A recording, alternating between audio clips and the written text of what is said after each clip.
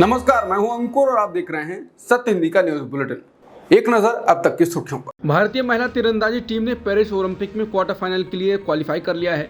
Sports authority of India ने अपनी post में लिखा है, भारतीय महिला तीरंदाजी टीम ने पेरिस ओलंपिक में टीम रैंकिंग राउंड में चौथा स्थान हासिल किया है। अब ये टीम 26 जुलाई को क्वार्टर फाइनल खेलने उतरेगी। भजन कौर, दीपिका कुमारी और अंकिता भगत भारतीय तीरंदाजी टीम का हिस्सा है। पंजाब के पूर्व मुख्यमंत्री और जालंधर से सांसद चरणजीत सिंह चन्नी ने संसद में कुछ ऐसा कहा जिस पर विवाद हो गया।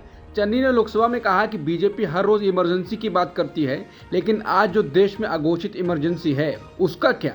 इमरजेंसी ये भी है कि 20 लाख लोगों की तरफ से पंजाब में चुना गया सांसद एनएसए लगाकर जेल में रखा गया है। उसके लोकसभा क्षेत्र के लोगों की बात संसद में नहीं पहुंच पा रही है। हालांकि चन्नी ने किसी का नाम नहीं लिया, पर बीजेपी और कांग्रेस विरोधी नेताओं का कहना है कि वो अमृतपाल सिंह के बारे में बोल रहे थे।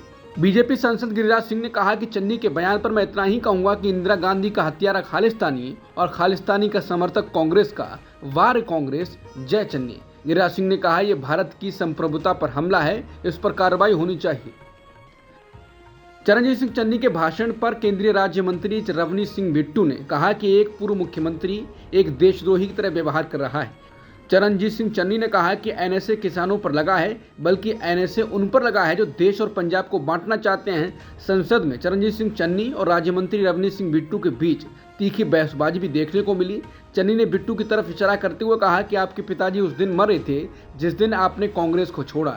इस पर रवनीश सिंह बिट्टू ने सदन में खड़े होकर कहा कि मेरे दादाजी सरदार बेअंत सिंह जी ने देश के लिए शहादत दी थी, कांग्रेस के लिए नहीं।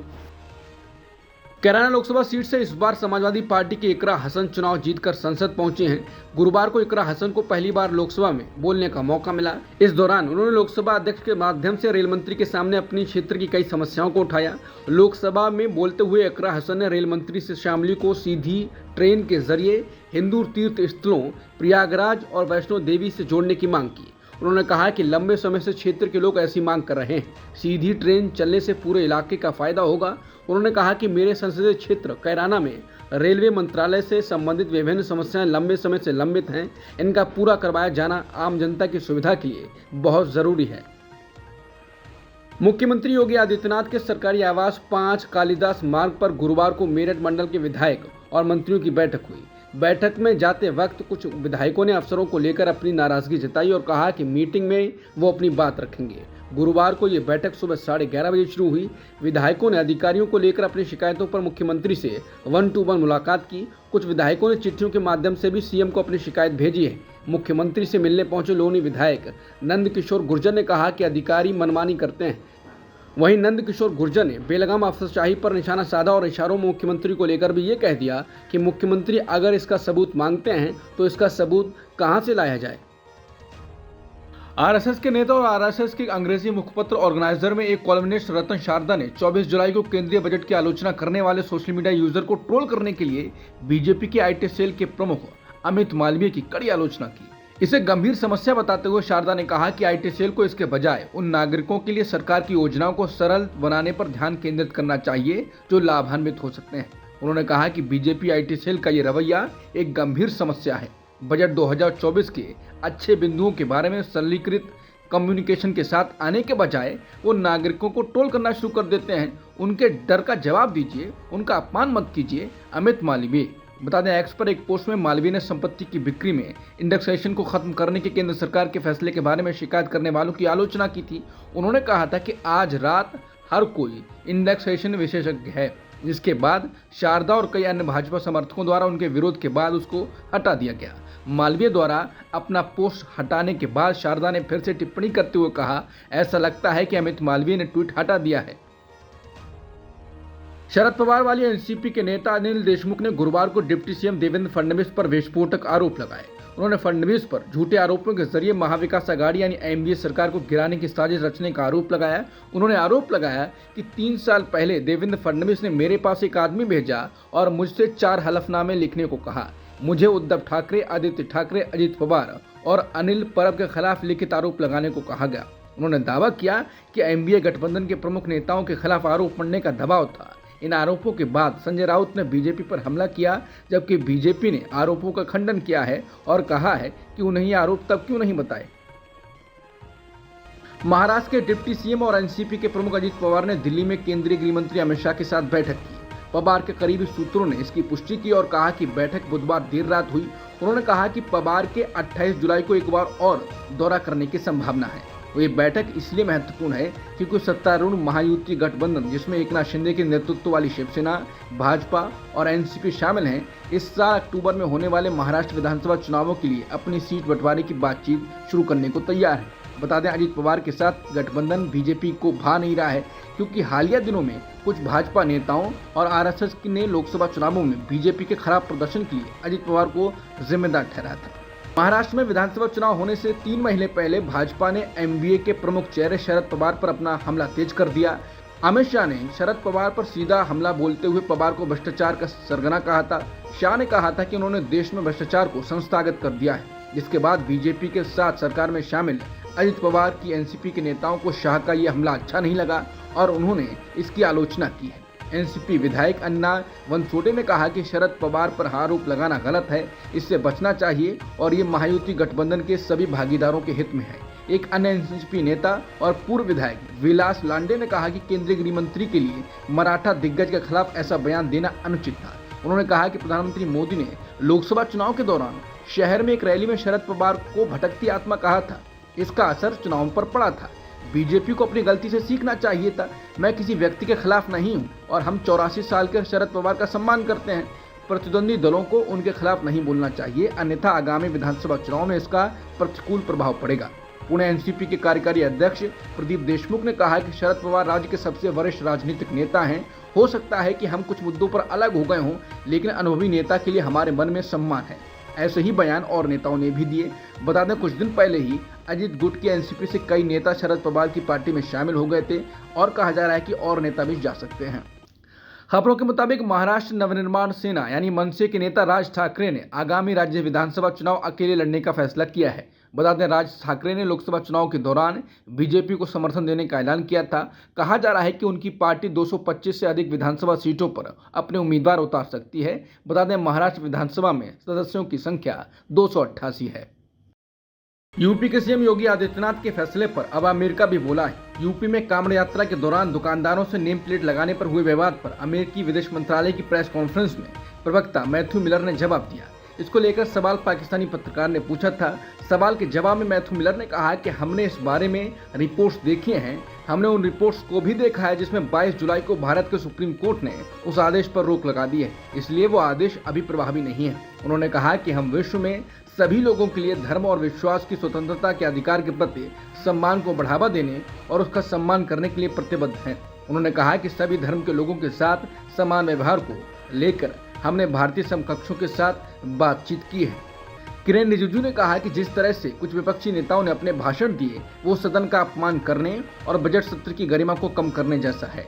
उन्होंने कहा कि आइए हम लोगों के जनादेश का सम्मान करें। उन्होंने प्रधानमंत्री मोदी को लगातार तीसरी बार जनादेश दिया है।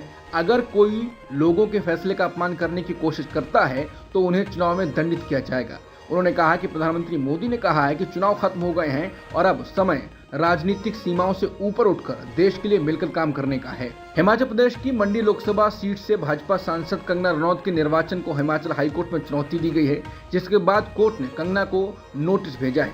याचिका में कंगना की संसद सदस्यता को रद्द करने की मांग की गई है। हाईकोर्ट ने इस याचिका पर कंगना को नोटिस जारी किया है। कोर्ट ने कंगना से 21 अगस्त तक अपना जवाब दाखिल करने को कहा है।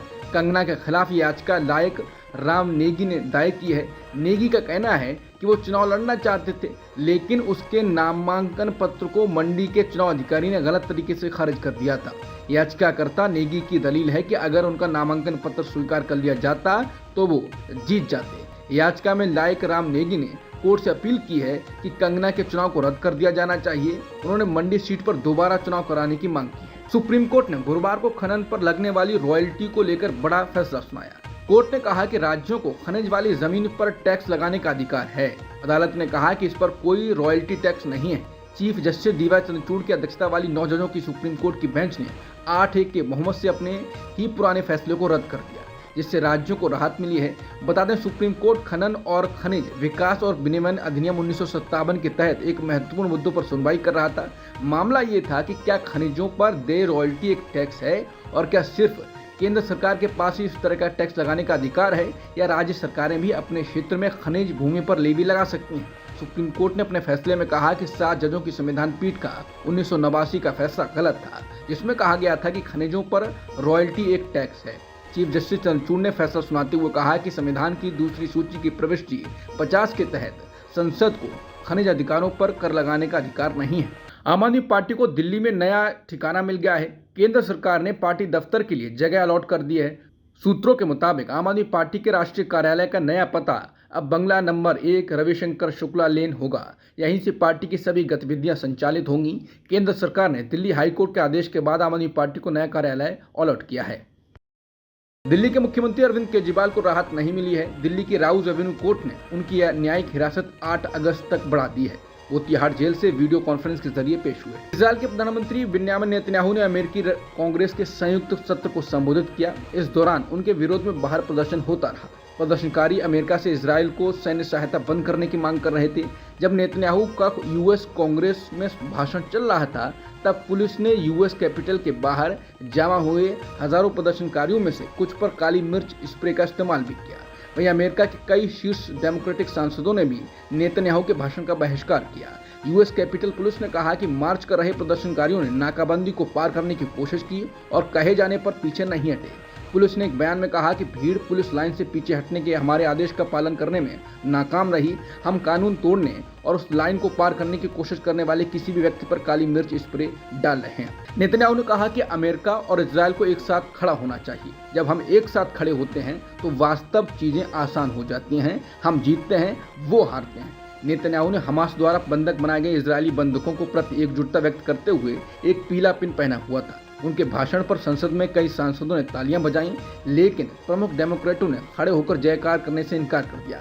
कुछ के पास नेतन्याहू के खिलाफ पोस्टर भी थे। मिशिगन डेमोक्रेट सांसद रशीदा तलीब संसद में रो रही थीं और उन्होंने एक तख्ती पकड़ रखी थी जिस पर नेतन्याहू के लिए लिखा था युद्ध अपराधी। इजरायल के प्रधानमंत्री बिन्यामिन नेतन्याहू ने अमेरिकी कांग्रेस के संयुक्त सत्र में कहा कि हमारे दुश्मन आपके दुश्मन हैं। नेतन्याहू ने कहा कि जब हम ईरान से लड़ते हैं तो हम अमेरिका के सबसे जानलेवा और कट्टर दुश्मन से लड़ रहे होते हैं। उन्होंने कहा कि हमारी जंग आपकी जंग है और हमारी जीत आपकी जीत है। बिन्यामिन नेतन्याहू का ज्यादातर रिपब्लिकन नेताओं ने जोरदार स्वागत किया, पर कांग्रेस के दर्जनों डेमोक्रेट नेता जानबूझकर वहां उपस्थित नहीं हुए। अमेरिकी राष्ट्रपति जो बाइडेन ने खुद को राष्ट्रपति पद की रेस से अलग करने के बाद पहली बार व्हाइट हाउस से देश को संबोधित किया। बाइडेन ने देश के नाम दिए संबोधन में कहा कि मैं इस पद का सम्मान करता हूं, लेकिन मैं अपने देश से ज्यादा प्यार करता हूं। राष्ट्रपति के रूप में इस देश की सेवा करना मेरे जीवन का सम्मान रहा है। उन्होंने कहा कि अमेरिका एक महत्वपूर्ण मोड़ पर है। अब हम जो निर्णय लेंगे वो देश का भविष्य निर्धारित करेगा। उन्होंने कहा कि हमें बढ़ने या पीछे हटने, आशा और घृणा, एकता और विभाजन के बीच चयन करना होगा। बाइडेन ने कहा कि मुझे लगता है कि राष्ट्रपति के रूप में मेरा रिकॉर्ड, दुनिया में मेरा नेतृत्व, अमेरिका के भविष्य के लिए मेरा नजरिया सभी दूसरे कार्यकाल के लिए योग्य हैं। वो बोले, हमारे लोकतंत्र को बचाने के रास्ते में कुछ भी नहीं आ सकता, इसमें व्यक्तिगत महत्वाकांक्षा भी शामिल है। उन्होंने कहा कि नई पीढ़ी को कमान सौंपना ही आगे बढ़ने का सबसे अच्छा तरीका है। बाइडेन ने कहा, यह हमारे देश को एकजुट करने का सबसे अच्छा तरीका है। सार्वजनिक जीवन में लंबे वर्षों के अनुभव के लिए एक समय और स्थान होता है। नई आवाजों और युवा आवाजों के लिए भी एक समय और स्थान होता है। वो समय और स्थान अभी है। अब तक की सुर्खियों में इतना ही। बाकी खबरों के लिए बने रहिए सत्यहिंदी.com के साथ।